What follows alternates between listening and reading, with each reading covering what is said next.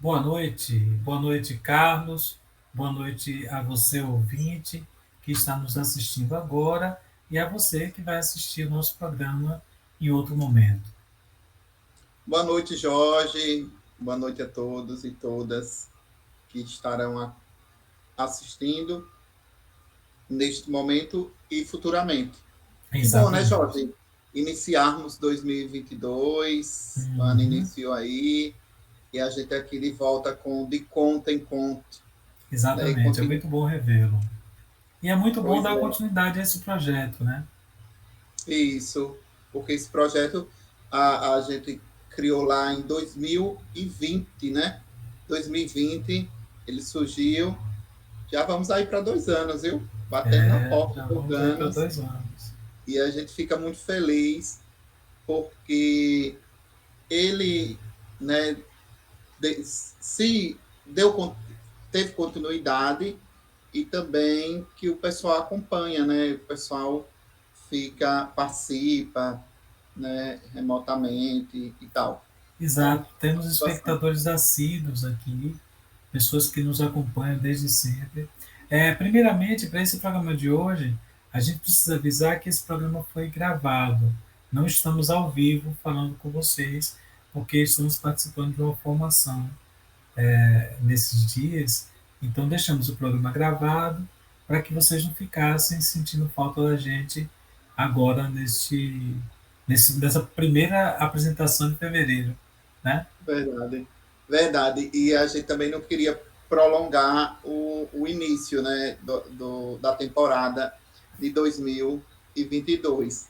Então, como o Jorge falou, vamos dar continuidade também, além da continuidade ao programa, vamos dar continuidade também à leitura dos contos de Antônio Carlos Viana, nosso Exatamente. escritor. No final do ano passado, nós tínhamos lido alguns contos do livro Jeito de Matar Lagartas, né? Que foi a última publicação de Antônio Carlos Viana. E agora a gente vai dar sequência lendo alguns contos de outros livros, de outras publicações de Viana. A de hoje vai ser especificamente do livro Cine Privé, que foi o penúltimo livro que ele publicou. Isso, E o conto que a gente vai trabalhar hoje é o conto de abertura do livro, né? Santana Quemo Quemo. Quemo Quemo. E é muito bom, Jorge, ter o Antônio Carlos Viana aqui no De Conta em Conto, né? Porque é a nossa grande referência, né, na produção de conto, e os seus textos eles são muito significativos para a nossa reflexão, para que a gente possa ampliar o olhar sobre a vida, sobre a sociedade, né, e sobre a construção humana, né? Como é que nós nos construímos enquanto seres humanos. Exatamente. Bom, então vamos à leitura do conto e assim que terminar a gente retorna para fazer alguns comentários, ok? Muito bem, Ok. vamos à leitura. Muito bem. Primeiro vamos a algumas informações rápidas sobre Antônio Carlos Viana. Antônio Carlos Viana nasceu em 1944 em Aracaju, Sergipe. Licenciou-se em Letras pela Faculdade de Filosofia da UFS, onde posteriormente lecionou Teoria da Literatura e Literatura Brasileira. Pesquisou a obra de Nelson Rodrigues no mestrado e fez um estudo comparativo entre as obras de Paul Valéry e João Cabral de Melo Neto no doutorado. Coordenou e publicou o livro Roteiro de Redação, Lendo e Argumentando, pela Scipione, em 1998, e manteve durante algum tempo um curso de redação para alunos do ensino médio. Ministrou ainda oficinas literárias. Viana tem 7 livros publicados e alguns contos dispersos em antologias, coletâneas e revistas. Seu primeiro livro foi Brincar de Manja, de 1974, cujo conto homônimo foi selecionado como um dos melhores publicados naquele ano, integrando a antologia Os Melhores Contos de 1974. 7 anos depois, publicou pela editora UCTEC, em convênio com a Subsecretaria de Arte e Cultura da Secretaria de Estado de Educação e Cultura de Sergipe, Em Pleno Castigo. Em 1993, lança o livro O Meio do Mundo, ganhador do segundo concurso nacional de literatura, promovido pela Associação Gaúcha de Escritores, em conjunto com a Prefeitura Municipal de Garibaldi. Mas apenas em 1999, quando lança a antologia No Meio do Mundo e Outros Contos, pela Companhia das Letras, começa a ganhar projeção nacional. Publicou ainda Aberto está o Inferno, em 2004, Cine Privé, em 2009, e Jeito de Matar Lagartas, em 2015, todos pela Companhia das Letras. O poeta Paulo Henriques Brito, quando fala a respeito de Viana, diz o seguinte: a escrita de Antônio Carlos Viana caracteriza-se desde o início pela concisão, uma recusa a qualquer forma de sentimentalismo, sem que isso implique indiferença ou cinismo. O distanciamento do narrador, mesmo quando, como frequentemente ocorre, a história é contada na primeira pessoa, visa, acima de tudo, garantir a precisão vocabular, a limpidez da sintaxe, e tem o efeito de acentuar a verossimilhança do narrado, até quando a ficcionalidade é evidente. Vamos à leitura do conto Santana Quemo Quemo, que é o conto que abre o livro Cine Privé. Santana Quemo Quemo. Quando os carros chegaram, minha mãe fazia uma galinha que meu irmão tinha arranjado naquela manhã mesmo, num quintal longe dali. O pirão ia ficar gostoso. A gente sabia que os carrões iam chegar. A notícia corria desde o começo da semana e já era sexta-feira. As mulheres se descabelavam, berrando que não tinham para onde ir. Pareciam ter enlouquecidos, todas de uma vez. Num minuto, era um monte de traste velho do lado de fora dos barracos. Lastro de cama, um imundície de colchonete enrodilhado, botijão de gás e lata, muita lata, onde a gente cagava e mijava para no outro dia, bem cedo, jogar tudo no riacho. Os homens nem quiseram conversa. Em vez da polícia, trouxeram coisa melhor, a banda de música dos bombeiros. Acho que para dizer que eram da paz e assim também nos distrairiam da desgraça que é sair com os trens nas costas para despejar no outro campo. A banda se posicionou, um homem deu sinal, ela começou a tocar. Depois veio o trator, alucinado, abrindo o caminho. O bicho roncava, feito fera, partindo com fome para cima da gente. Não dava nem para ouvir a música, uma de Roberto Carlos, num ritmo bem animado. Nosso barraco era o primeiro da fila, ia se esfrangalhar que nem cavaco chinês. Os ratos corriam por tudo que era canto. Foi nessa hora que vimos nossa mãe sair daquele jeito dela pela portinha de nada, os cabelos de assombração, os peitos mal amanhados, numa tira de pano que fazia às vezes de sutiã. Pendiam feito trouxa desaprumado. Ela foi para cima do homem, um de camisa azul de manga comprida e gravata cheia de borboletinhas. Ele na maior calma. A área de preservação ambiental, a ordem é derrubar tudo. E todo sério, com o papel na mão. Aqui não pode fazer barraco, deviam saber. E para onde a gente ia? Se virem, assim como vieram para cá, agora se virem. Falou o homem ajeitando a gravata, a borboletinha, de tudo que era cor. Enquanto isso, o trator ciscava atrás dele, só esperando a ordem. Parecia um touro bravo. E veio, bem em cima do nosso barraco. Ai, meu Deus. A panela de galinha que deu tanto trabalho ao meu irmão pegar ia virar com tudo. Adeus pirão, adeus cheiro bom. Coisa tão rara um cheiro assim no meio daquela merda toda. De repente o trator parou. Até pensamos que o motorista ia fazer como aquele da televisão que não teve coragem de derrubar a casa que tinham mandado. Depois foi que vimos que ele parou, assim como um homem de manga comprida e gravata, para prestar atenção na minha mãe dançando.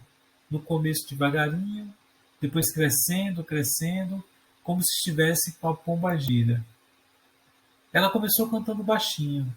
Você conhece Santana Quemo-Quemo, Santana Quemo-Quemo, Santana Quemo-Quemo? E repetia a mesma lenga-lenga, a voz subindo, até atingir um tom que não era dela. Não sei onde ela foi achar aquela letra mais doida que não saía do lugar. Todo mundo pensou que ela estava só ganhando tempo, fazendo graça. Ela sempre foi muito engraçada, para os homens desistirem. Quem disse?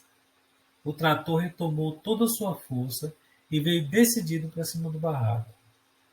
De tão frágil, nem precisou tocar nas paredes. Só o ronco fez tudo vir abaixo. O homem das borboletinhas nem tuge nem muge. Parecia que estava vendo rasgar pacote de biscoito. A banda continuava tocando. A gente nem ouvia mais a música direito. Só ouvia o trator.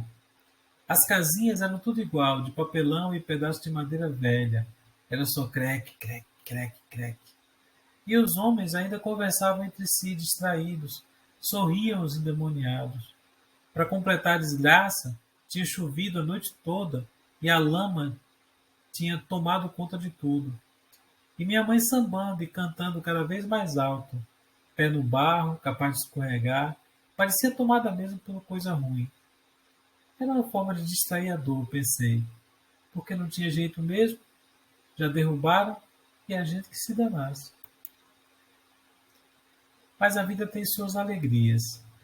Quando estava tudo no chão, vimos nossa irmã do outro lado do riacho, segurando pelas alças a panela da galinha, que a gente comeu feliz debaixo da amendoeira, quando os homens foram embora, já tudo derrubado. E nossa mãe não parava de cantar. Santana Quemo-Quemo, Santana Quemo-Quemo, Santana Quemo-Quemo, os peitos já fora da tira, a saia levantada, aparecendo tudo. Muito bem. Tá aí Santana Quemo-Quemo, Carlos. Jorge, É eu um lembro, conto, é um conto impactante. Como todo conto de Viana, né? uhum, É um conto muito impactante. verdade. E lendo Santana Queima, eu só vinha da mente relações com Conceição Evaristo, com Olhos d'Água, Uhum. Com olhos d'água, várias.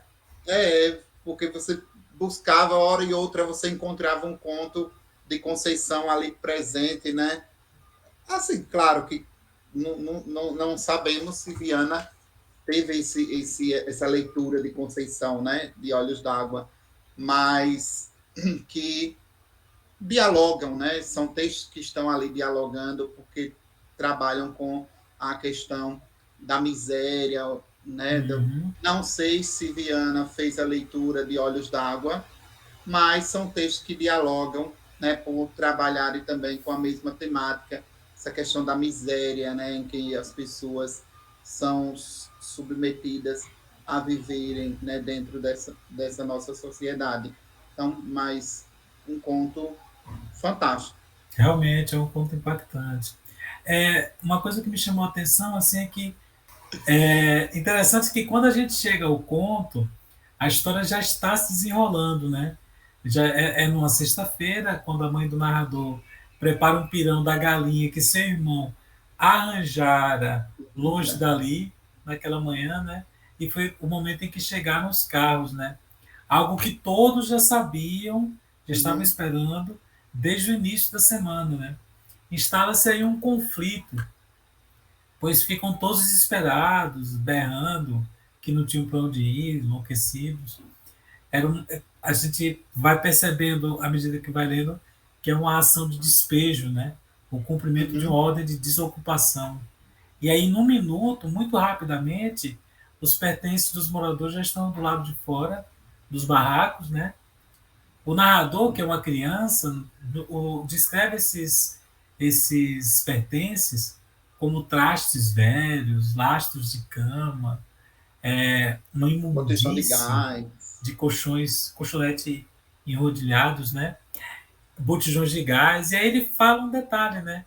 Das latas que serviam para eles de latrinas, né? Eles passavam a noite fazendo necessidades nas latas e jogavam no riacho pela manhã. Então a gente fica de assim, a gente fica de frente com uma situação deplorável, né? Em poucas palavras, assim, no primeiro parágrafo, em pouquíssimas palavras, ele já coloca para a gente, já descreve as condições degradantes em que vivem essas famílias, né? Isso. Fome e insalubridade. E o contraste também, por exemplo, o narrador, ele está ali no seio familiar, ele inicia, né, mostrando isso, que está no seio familiar e está num momento muito alegre, porque ia ter pirão de galinha na casa, né? Então, o pirão de galinha não é algo costumeiro ter ali naquele recinto. Veja que o irmão pega de outro lugar a galinha, né? Então, talvez Exato, foi. pegou de um outro terreiro e tal. E aí, ao mesmo tempo que ele está nessa alegria, porque vai ter o pirão, né? Ele, é tanto que a gente sente até o cheiro do pirão, né? O leitor ele é conduzido a sentir esse cheiro do pirão. E ao mesmo tempo que ele está ali ansioso para comer junto com os seus o pirão. Então, Jorge, a felicidade era tão grande do narrador de ceiar, né, de comer o pirão com os seus, que ele estava tão feliz, mas ao mesmo tempo apreensivo com a chegada, né, das autoridades, Uhum. dessas autoridades que iriam iriam cumprir a ordem do despejo, né? Então, logo no primeiro parágrafo, o Viana nos apresenta estes dois panoramas, né?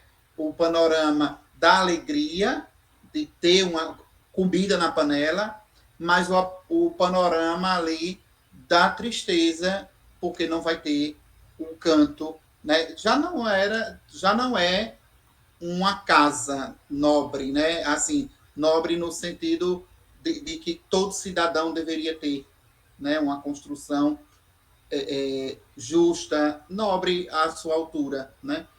E aí, enfim, e aí ele fica nesse conflito, né? Exato. Como você falou, É, iniciar aí esse e conflito. como você bem colocou, Viena trabalha com contraste entre a alegria de ter comida, né, e o desespero de estar prestes a ser despejado e a perder sua morada. É, e esse contraste me pareceu que ele deixa assim bem claro que é um contraste entre o narrador e as pessoas em seu entorno. Uhum. Assim, ele nos descreve que o desespero é das mulheres gritando e, Isso, né, o desespero é dos outros que estão ali ao redor. Mas ele, no íntimo, ele está feliz por causa da galinha, da né? galinha. Então você tem o desespero, a tristeza e a alegria dele porque finalmente eles vão comer. Então a gente está num cenário de muita precariedade e de fome, né? Uhum. Porém, mais do que isso, mais do que essa questão da insalubridade, da fome, a gente está diante de um cenário de extrema crueldade e desamparo, pois de uma forma muito rápida os agentes do Estado agem para tirar dessas pessoas o mínimo que elas têm, Que ela tem. né? Que elas têm aquele barraco, aquelas condições terríveis de sobrevivência, mas é o pouco que elas têm ao qual elas podem se agarrar, né? Tem um abrigo, um mínimo de abrigo, né? E o Estado que deveria proteger o cidadão, que deveria cuidar do cidadão, de uma maneira muito rápida, chega e destrói o Destrói. pouco que eles têm e os coloca numa situação pior do que a situação em que eles já vivem, né? Ô, Jorge, eu queria pegar um detalhe ainda desse primeiro parágrafo, é quando o narrador ele coloca que as mulheres elas se descabelavam, né, berrando, tal. E é interessante que ao longo do conto nós não temos nenhum nome de personagem, né, revelado. Então ele vai Sim, falar mulheres, ele vai falar irmã, mãe, né, mas não tem um nome. E aí eu pego aqui quando ele diz que as mulheres berravam, e olhando numa perspectiva atual, né, a gente percebe que esses lugares de invasão, né, em sua grande maioria, é muito forte a presença da mulher. É Uhum. muito forte, e principalmente da mulher, que ela é mãe e pai. Ela é chefe de família, né? Exato.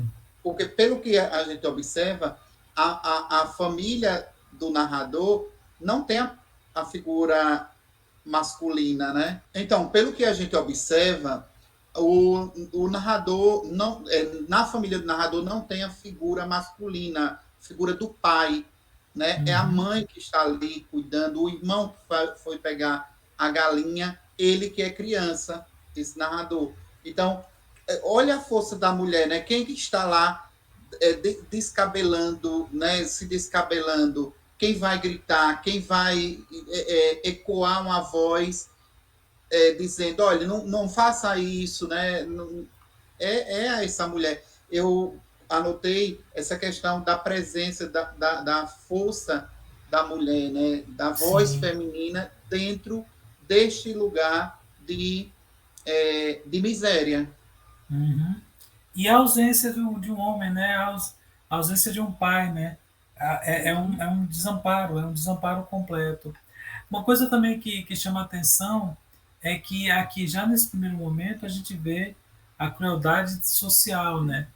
Que, assim, o direito à propriedade, ele se sobrepõe ao direito à vida e ao direito à dignidade da pessoa humana, né? Uhum. Pouco importa a vida daquelas pessoas, pouco importa a sobrevivência digna, o que importa é despejar porque alguém está reclamando a propriedade daquele espaço que eles estão ocupando, né? E cabe ressaltar, Jorge, que perante a Constituição Federal de 1988, todo cidadão, toda cidadã brasileira e brasileira tem direito à moradia, né? Exatamente. Tem direito à moradia. E a E, aí, dignidade, e a né? dignidade, Não porque só a a moradia, moradia mas a é dignidade, né? uma vida digna, né? Exatamente. Então, Uhum.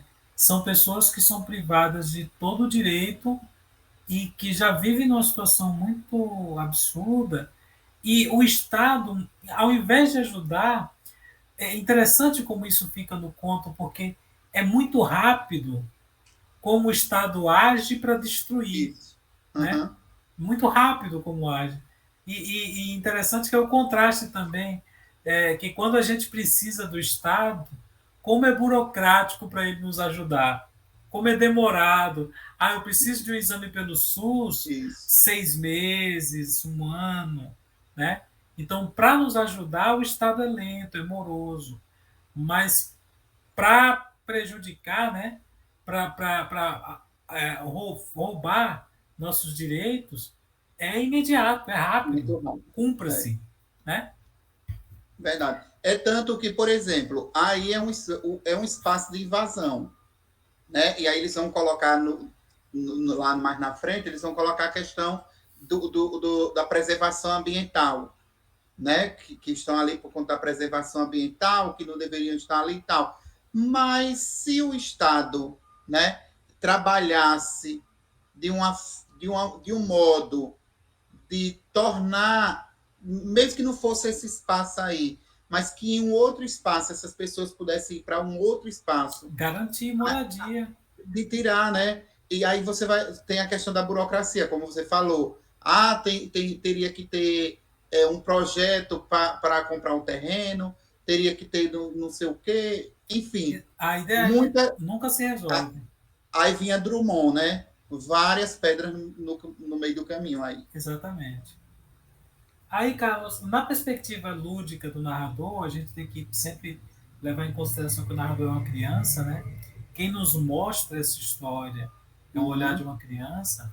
Então, nessa perspectiva lúdica, a percepção do trator como um bicho, um monstro alucinado que vinha com voracidade para devorar a mínima sensação de segurança que eles tinham, essa ideia do bicho contrasta com a banda de música que executava uma Isso. canção de Roberto Carlos no ritmo animado, né?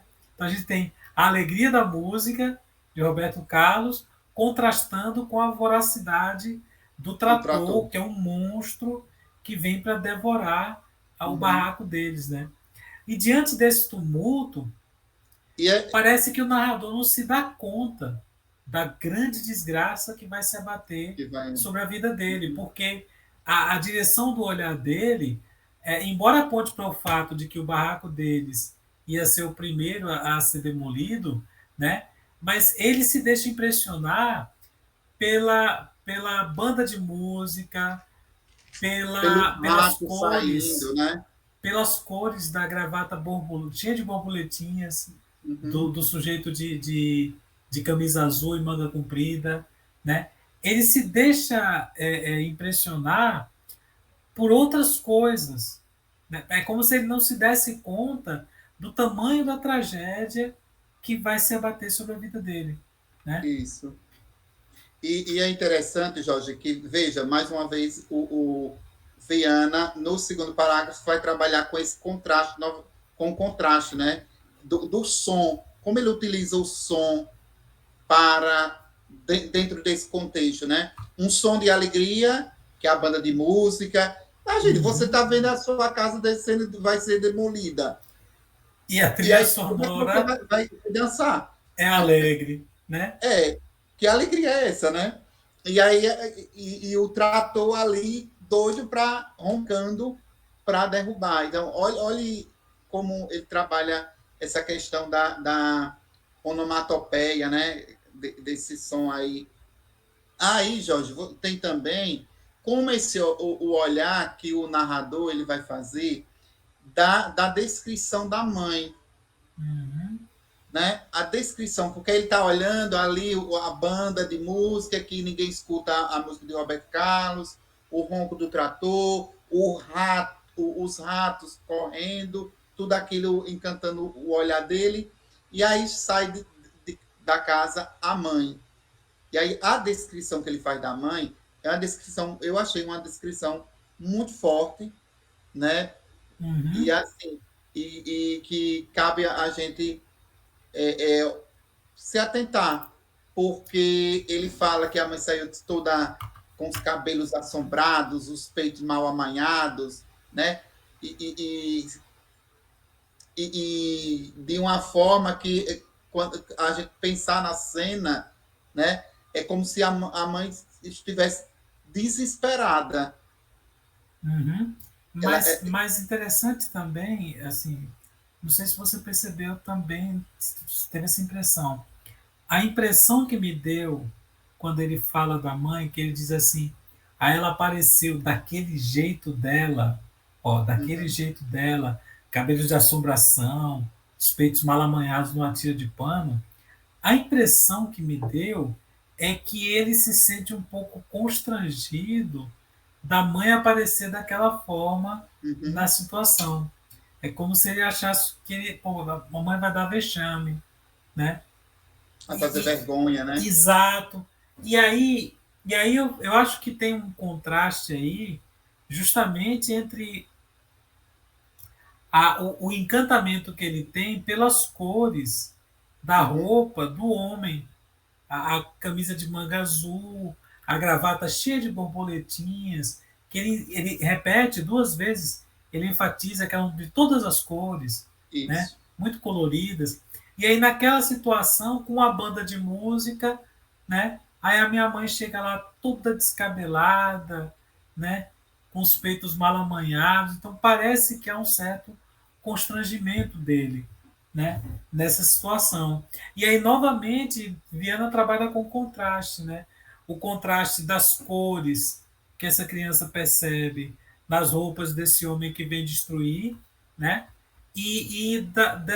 Desse certo jeito Sujeito desalinhado, maltrapilho, né? maltrapilho com o qual a mãe se apresenta, né? Uhum, Então parece que há verdade. aqui um contraste entre um mundo colorido de banda de música, mas um mundo que se revela violento e que não permite a existência desse outro mundo desalinhado, monocromático, insalubre, no qual ele vive, né? Que Uhum. aí representa a imagem da mãe dele, né? E aí o poder do Estado é implacável, né? A ordem é derrubar tudo. O Estado é insensível. Vocês deviam saber. O Estado é indiferente ao sofrimento da senhora. Se virem. Do jeito que vocês vieram para cá, procura outro lugar, né? Isso. Então você tem um outro contraste, né? As cores que chamam a atenção dele, o colorido da gravata, é implacável, é duro, é insensível, é violento, é destruidor, né? Um contraste terrível disso, né? Ô Jorge, e também tem, pegando aí o que você falou, né, desse olhar que o narrador tem para o jeito como o homem ele se apresenta, né? Como o cara que vem ordenar que se derrube ali os barracos, ele se apresenta. Ali eu penso que assim, naquele momento, ele enquanto criança, ele tem ali a construção de dois mundos. Então ele diz, olha, tem aqui um sujeito, aí é um pensamento, viu? Aqui tem a construção de um mundo que, que eu vivo, que é esse mundo da miséria, né? Olha a situação da minha mãe, como ela se apresenta, né? E o mundo como esse cara está se apresentando. Ele está todo arrumado, que é uma coisa que ele não vê ninguém ali naquele setor com gravata, sapato, né? Todo alinhado. E ao mesmo tempo que esse cara chega ali todo alinhado, bonitão e tal, na ótica da criança, ele é um sujeito mau, né? Porque ele é um sujeito que veio ali acabar. Só como você falou, ele não percebe é, é, essa questão do que irá acontecer, né? É, Não... eu acho que é uma das características mais marcantes dos contos de Viana é justamente isso. O narrador ele tem uma certa inocência sobre o que está acontecendo em relação a ele, algo que a gente, enquanto leitor, percebe e que o próprio narrador não percebe. Isso vai tornando a leitura angustiante, né? Porque você vai se dando conta da desgraça e a criança não vai percebendo essa desgraça, né? Aí quando o trator avança sobre o barraco do narrador, a gente vê, ai meu Deus, a panela da galinha que deu tanto trabalho. Então a preocupação dele se volta para a comida. É A claro, comida. a criança sofre com a fome, né? Ela não consegue enxergar mais adiante. Ela vê Uhum, apenas o seu problema mais imediato, mais essencial. Ela precisa de comida, né? Ele frisa, né? Uma coisa rara assim, no meio daquela merda toda. Então, uhum, eles estavam passando fome há um bom tempo, né? Então, diante de todo aquele tumulto, o trator, a banda, as cores, o desespero dos moradores, da mãe, ele se lembra da galinha, meu Deus. A galinha, é. a panela da galinha vai virar, a gente vai perder tudo, né? A grande preocupação dele é com se alimentar, é o instinto primitivo, né? Uhum. E aí, ao mesmo tempo, ele fica. Aí ele diz assim: olha, tem uma passagem aí que ele diz, nesse meio do parágrafo, ele diz: olha, de repente o trator parou. Bom, o trator parou. Pensamos que o motorista ia fazer como aquele da televisão, que não teve coragem de derrubar a casa, né? Aí ele vai trazer uma outra história, né? Exato. Eu não sei se você Para lembra. Eu, cá. eu lembro de um fato que aconteceu em 2003. Eu fui fazer uma rápida pesquisa para retomar informações mais específicas. Em 2003, um operador de trator se recusou a demolir duas casas que foram Isso. construídas em área irregular aqui em Salvador. Então, ele se comoveu com a situação das famílias. Aí, um policial militar ainda tentou convencê-lo, mas ele estava irredutível. Né? Aí, o oficial de justiça deu voz de prisão a ele.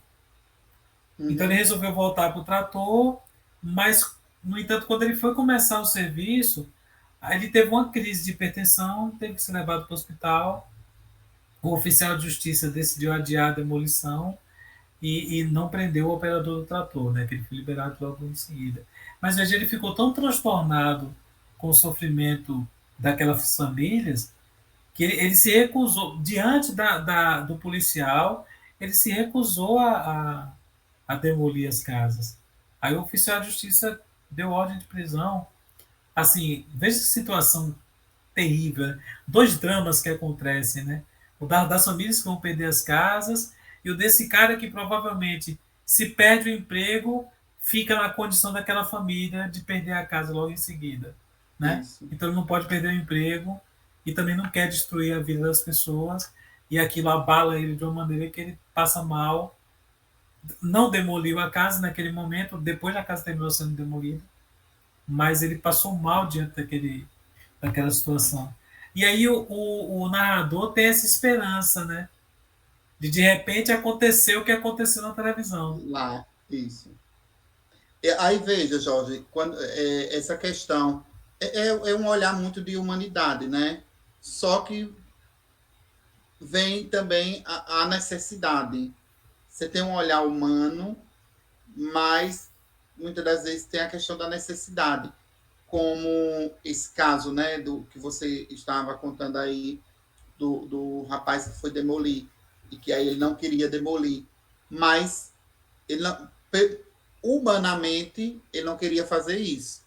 Porém, tinha a questão da necessidade do trabalho, né? O trabalho dele era aquela Exato. função, não exatamente a função de estar destruindo, mas foi contratado para tal, E né? se ele perdesse o emprego, ele ficaria. Assim, a gente imagina que um operador de trator não deve receber um salário maravilhoso, não deve ver tão bem. Isso. Se perde o emprego, fica numa situação tão miserável quanto aquelas pessoas que iam perder a casa. Né? Eu fico imaginando, do mesmo jeito, são aquelas pessoas que trabalham para a Energisa, para a Deso, quando chegam na casa de Sim, uma família, né, que não tem o que comer, imagina pagar uma energia, pagar uma água encanada, e aí, mas aí ele está ali, vai precisar cumprir aquela ordem, né? exato, é terrível isso, é É uma situação terrível. terrível. É E aí é uma dos dois situação que o lados, né? Estado impõe à pessoa, né? Ele Isso. é funcionário do Estado, ele é obrigado a fazer aquilo, né? E é uma É, situação horrível. é muito triste. Mas aqui no conto tem esse fato, ele é ele é muito forte, porque assim, diante de toda essa tragédia que vai acontecer, o narrador aponta para uma esperança, né?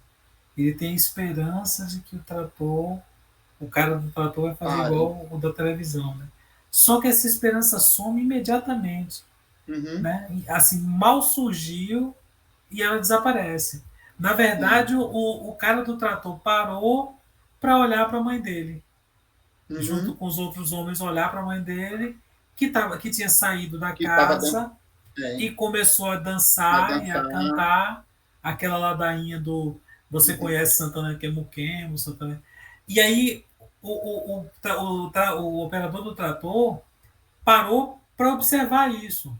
Né? Não parou por comoção, Isso. diferente do que aconteceu na televisão. Né? Ele não parou por uma questão de humanidade, mas ele parou por uma curiosidade, algo que despertou a curiosidade dele. Assim, é terrível, é cruel, é implacável o conto. Né? E na verdade a mãe ela cria tudo aquilo ali, né? Porque se a gente buscar na nossa memória, etc, essa a cantiga que ela traz, não, a gente não encontra, né? Uma referência, Ela tem um né? delírio, né? Um delírio, isso. Quando o narrador diz que ela começa a cantar cada vez mais alto, num tom que não era dela, Dela, a gente isso. já sabe que ela surtou. Né? É Ela já muito. não está em plena consciência. O tom da voz dela e o que ela estava fazendo já não era mais ela. Né? Então ela perdeu o juízo, ela perdeu o tino. E aí Sim. você vê o grau do desespero, né? Uma mãe que mora precariamente com Com seus dois filhos, filhos, né? né? Que passam necessidades, agora diante de uma situação em que ela vai perder o barraco em que ela mora. Quer dizer, como é que eu vou cuidar dessas duas crianças? Como é que eu vou cuidar de mim mesma? Quer dizer, o desespero de perder tudo e a mulher surta, a mulher perde o equilíbrio. E aqui você tem uma situação em que ela cantando alto, o narrador coloca isso, né? Parecia que ela queria sobrepor a voz Uhum. dela ao barulho do trator, O né? trator. Como uma forma desesperada de fazer desaparecer aquela realidade sombria. E aí o narrador diz, era uma forma de distrair a dor, porque não tinha jeito mesmo, já ia derrubar e a gente que se virasse, né? Não tinha jeito. Então é uma Verdade. cena desesperadora, né? Assim, você tem uma cena terrível em que pessoas completamente desamparadas, completamente entregues à própria sorte, vivendo numa condição insalubre, com fome, agora são desalojadas, desabrigadas, né? E a mãe dessas duas crianças enlouquece. Então veja o tamanho da tragédia que se abate sobre esse garoto, sobre esse narrador. Ele perdeu o lugar onde morava e praticamente ele perdeu o amparo da Perdeu a mãe. mãe. Ele, É. a irmã e o irmão agora estão desamparados, completamente desamparados e sem abrigo, né? Mas ele não se dá conta disso, né? É, Isso. é, o E é conto uma trata, realidade, Jorge, diga, é uma realidade, né, que a gente vê no nosso país, né? Porque no Brasil existem muitas famílias que não têm moradia. E aí elas não conseguem, por exemplo, elas não conseguem pagar um aluguel. E o que é que elas fazem? Elas vão buscar áreas que estão desocupadas, são áreas do Estado, né? Que estão desocupadas e vão ali e constroem os seus barracos, vão construindo os seus barracos, né? E às vezes o, o Estado ele vê tudo aquilo, né? Ele vê tudo o que está acontecendo, mas de início ele não toma providência para abandono. acolher, né? Aí vai tomar uma providência quando já está formado lá, a comunidade ela está formada, que a desgraça vai ser muito maior, né? Porque ele poderia resolver ali quando tinha menos famílias e tal. A gente está assistindo, por exemplo, eu vi numa reportagem hoje, ontem, que em São Paulo, que é uma grande metrópole, o número de pessoas que estão indo morar na rua está aumentando, né? Devido a essa crise financeira que estamos, a alta inflação, né? Perda de emprego, aí veio aí a pandemia, e as pessoas não têm como, dentro de São Paulo, que o custo de vida é alto, elas não têm Altíssimo. como manter uma casa, então elas não vão pagar o aluguel, então vão para a rua. E E é é uma situação triste, terrível. que recentemente também, essa foi essa semana, em São Paulo, a prefeitura estava recolhendo os colchões dos moradores de rua. Tirando o mínimo O do que eles mínimo, o têm. que nem tem, né? É, tirando o que É eles nem têm. isso. Tirando, enfim, Quer dizer, veja é um em que Estado situação nós completamente estamos. ausente no sentido de dar soluções para esses problemas, no sentido de trabalhar para moradia, para oferecer ao cidadão uma vida digna, um Estado completamente ausente. A gente está falando aí de pessoas excluídas e invisibilizadas, né? Isso. E, e um Estado ainda predador, que além de abandonar, de excluir, de não fazer a sua parte, de não fazer nada, ainda vai lá para tirar o pouco que eles têm para exterminar. A ideia acho que é essa. Né? Uhum. Ó, Esse, diga, no Distrito Federal, passou uma reportagem ontem que no Distrito Federal tinha um idoso, morador de rua, dormindo na, no, na, próximo à entrada de uma agência do banco. O que a polícia fez? A polícia pegou esse idoso e jogou na rua. É o que o padre Júlio Lancelotti insiste dizendo na aporofobia, né? É Isso, a aversão, o ódio ao pobre, ao né? pobre. É terrível isso, é terrível ver isso o tempo todo acontecendo na sociedade. E esse conto trata disso, né? Esse conto trata de uma condição de exclusão social plena, de Plena. exclusão econômica plena, na qual vivem essas famílias. Mas aí esse conto, além de tratar da exclusão social e da exclusão econômica, ele atinge um outro nível de exclusão, né? De acordo com Foucault, a segregação da loucura estigmatiza as ações humanas ao excluir o discurso do louco, né? Isso. Então, no Uhum. momento que a mãe do narrador enlouquece, aí você tem mais um nível de exclusão social, que é a exclusão do louco, Do né? Que louco. é a exclusão, ele é abandonado pelo Estado, e abandonado pela sociedade e abandonado pelos próprios familiares, né? A voz do louco é nula, é uma Nula. voz que não tem valor, que é completamente excluída e desautorizada. Então, Viana trabalha com esses três níveis de exclusão: a social, a econômica e a exclusão da loucura, né? Indiferente à reação desesperada da mãe do narrador, o operador do trator avançou, né, derrubou o barraco facilmente e também de maneira insensível, os homens continuavam conversando, distraídos, rindo, né? Uhum. O próprio narrador ainda chegou a dizer que eram os endemoniados, né? Classifica a ação deles, a atitude deles, de uma atitude de endemoniados, né? É, o nível de indiferença, de falta de empatia é cruel nesse conto, né? É terrível. E ainda Verdade. tem a questão da esperança, né? A esperança é mínima. A possibilidade de um final feliz é mínima, né? E esse narrador enxerga um final feliz na galinha que foi salva, Foi salva.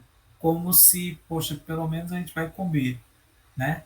Mas ele não se dá conta de que depois dali a fome vai ser pior, porque agora nem É. a mãe eles vão ter, né? Nem o amparo da mãe eles vão ter, E nem um abrigo. e nem o abrigo. Então Uhum. é um conto terrível. Jorge, esse conto daria um ótimo filme, viu?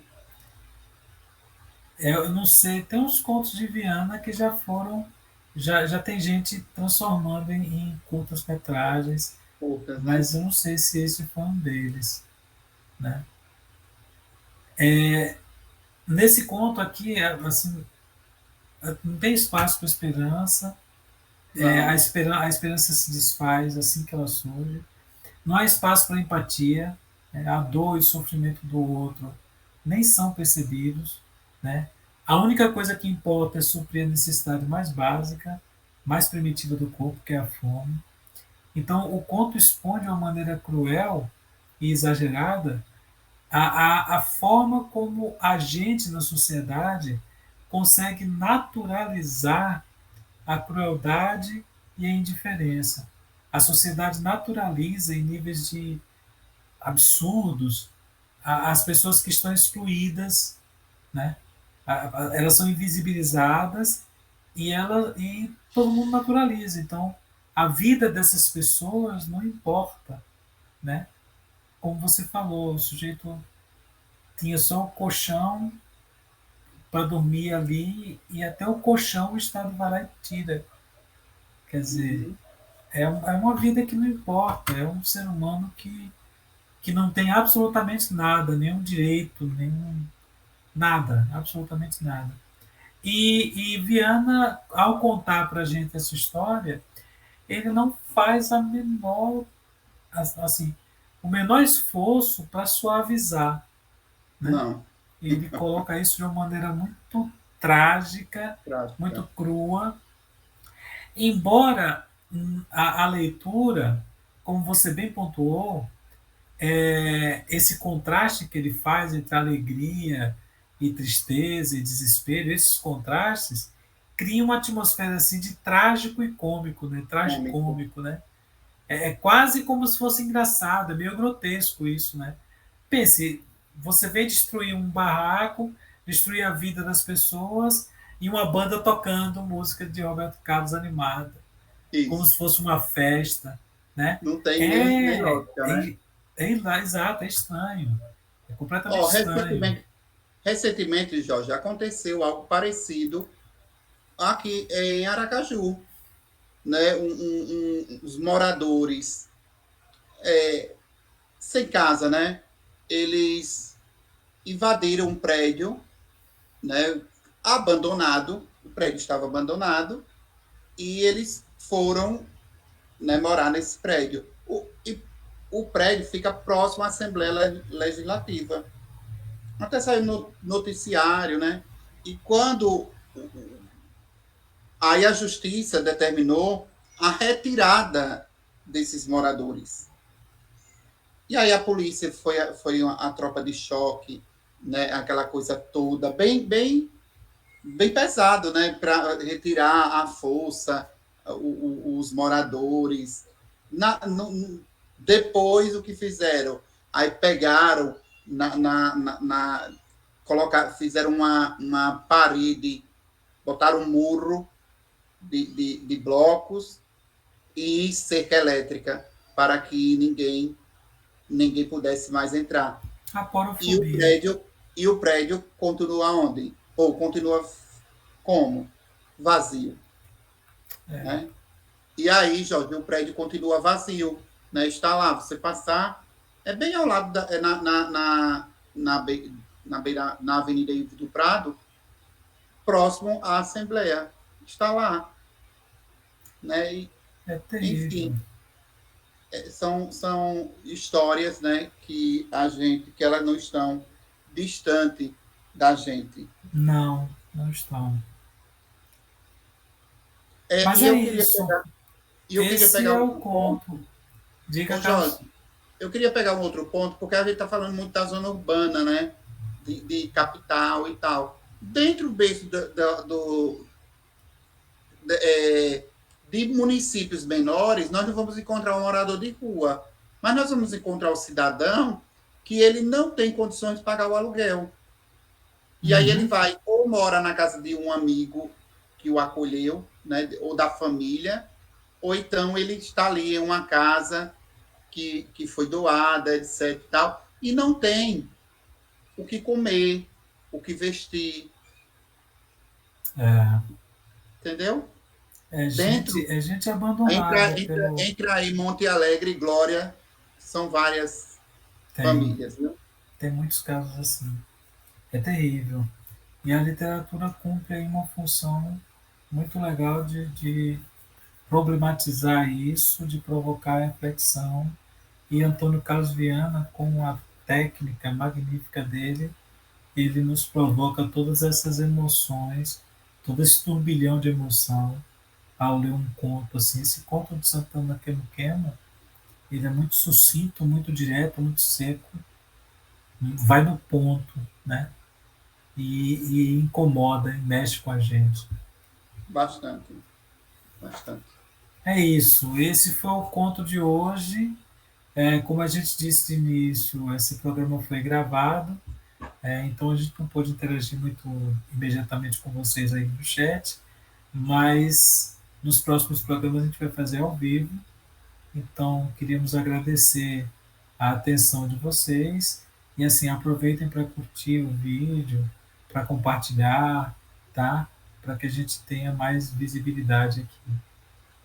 Isso. E também aproveitar, pessoal, para convidar a você, né, a todos vocês, a assistirem a conferência de abertura das atividades da AGL, né? Sim, No dia sim. 11, dia 11 de fevereiro, haverá uma conferência às 19 horas, pelo Google Meet. Quem se interessar, entra lá Entre em em contato contato.